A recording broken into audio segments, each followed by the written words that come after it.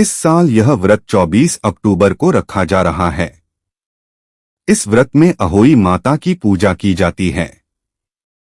इस दिन महिलाएं अपनी संतान के लिए निर्जला व्रत करती हैं। शाम को तारों की छाव में कथा सुनकर तारों को अर्घ्य देकर व्रत खोलती हैं। इस साल यह व्रत 24 अक्टूबर को रखा जा रहा है।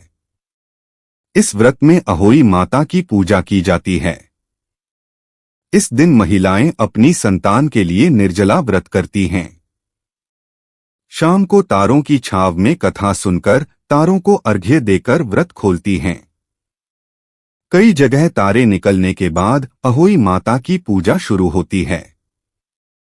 पूजन से पहले पूजा वाली जगह को साफ करके पूजा का चौक पूरकर एक लोटे में जल भरकर उसे कलश की तरह चौकी के एक कोने पर रखते हैं और फिर पूजा करते हैं। इसके बाद अहोई अष्टमी व्रत की कथा सुनी जाती है। कथा पढ़ने के बाद आखिर में प्रार्थना करनी चाहिए कि जैसे माता ने उसकी संतान की रक्षा की वैसे सभी की रक्षा करें। प्राचीन काल में एक साहूकार था जिसके 7 बेटे और 7 बहुएं थी। इस साहूकार की एक बेटी भी थी जो दीपावली में ससुराल से मायके आई थी। दीपावली पर घर को लीपने के लिए 7 बहुएं मिट्टी लाने जंगल में गई तो ननद भी उनके साथ चली गई।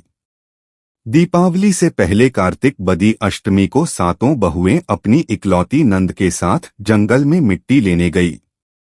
जहां से वे मिट्टी खोद रही थी वहीं पर स्याऊ सेहे की मांद थी। मिट्टी खोदते समय ननद के हाथ से सेही का बच्चा मर गया। इससे क्रोध में आकर स्याऊ माता ने ननद से कहा कि अब मैं तेरी कोख बांधूंगी। तब ननंद अपनी 7 भाभियों से प्रार्थना की कि तुम में से कोई मेरे बदले अपनी कोख बंधवा ले। सभी भाभियों ने अपनी कोख बंधवाने से मान कर दिया, लेकिन छोटी भाभी सोचने लगी, अगर मैं कोख न बंधाऊंगी तो सासू जी नाराज होंगी। ऐसा विचार कर ननंद के बदले छोटी भाभी ने अपने को बंधा ली। उसके बाद जब उसे जो बच्चा होता वह 7 दिन बाद मर जाता। एक दिन साहूकार की स्त्री ने पंडित जी को बुलाकर पूछा कि क्या बात है, मेरी इस बहू की संतान 7वें दिन क्यों मर जाती है। तब पंडित जी ने बहू से कहा कि तुम काली सुरही गाय की पूजा किया करो। उन्होंने बताया कि दरअसल काली गाय स्याऊ माता की भाईली है, वह तेरी कोख छोड़े तो तेरा बच्चा जिएगा। छोटी बहू ने पूरी लगन से गाय की सेवा की। एक दिन गौ माता बोली कि मेरे जागने से पहले कोई रोज मेरी सफाई कर जाता है, सो आज देखूंगी। गौमाता खूब तड़के जागी तो क्या देखती हैं कि साहूकार की के बेटे की बहू उसके नीचे सफाई आदि कर रही है। इससे गौ माता प्रसन्न हुई और बोला कि मैं तुझसे प्रसन्न हूँ, तुझे जो चाहिए वो मांग ले। तब साहूकार की बहू बोली कि स्याऊ माता तुम्हारी भाईली है और उन्होंने मेरी कोख बांध रखी है, उनसे मेरी कोख को खुलवा दो। गौमाता ने कहा अच्छा। तब गौ माता 7 समुद्र पार अपनी भाईली के पास उसको लेकर चली।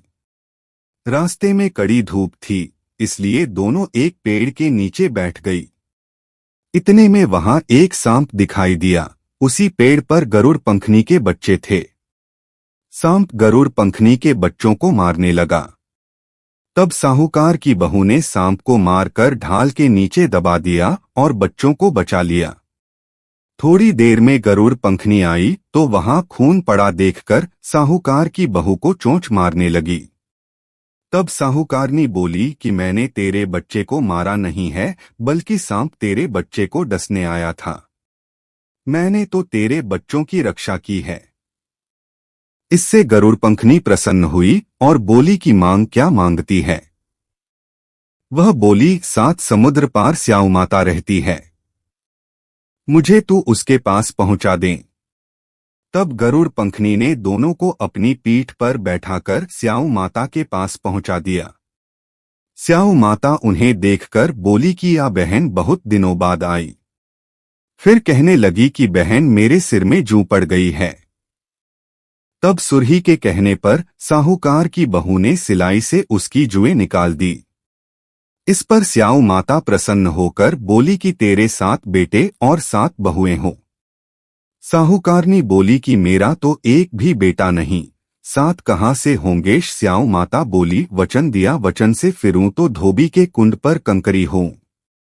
तब साहूकार की बहू बोली, माता बोली कि मेरी कोख तो तुम्हारे पास बंद पड़ी है, जा तेरे घर में तुझे 7 बेटे और 7 बहुएं मिलेंगी, तू जाकर उजमान करना, 7 अहोई बनाकर 7 कड़ाई करना। वह घर लौटकर आई तो देखा 7 बेटे और 7 बहुएं बैठी हैं। वह खुश हो गई। उसने 7 अहोई बनाई, 7 उजमान किए, 7 कड़ाई कर। दिवाली के दिन जेठानियां आपस में कहने लगी कि जल्दी जल्दी पूजा कर लो, कहीं छोटी बहू बच्चों को याद करके रोने न लगे। काफी देर तक रोने की आवाज नहीं आई तो जेठानी ने बच्चों को भेजा। बच्चों ने देखा और वापस जाकर कहा कि चाची तो कुछ मान रही है, खूब उजमान हो रहा है। यह सुनते ही जेठानियां दौड़ी दौड़ी उसके घर गई और जाकर पूछने लगी कि तुमने कोख कैसे छुड़ाई। वह बोली, तुमने तो कोख बंधाई नहीं, मैंने बंधा ली। अब स्याऊ माता ने कृपा करके मेरी को खोल दी है। स्याऊ माता ने जिस प्रकार उस साहूकार की बहू की कोख खोली, उसी प्रकार हमारी भी खोलियो, सबकी खोलियो।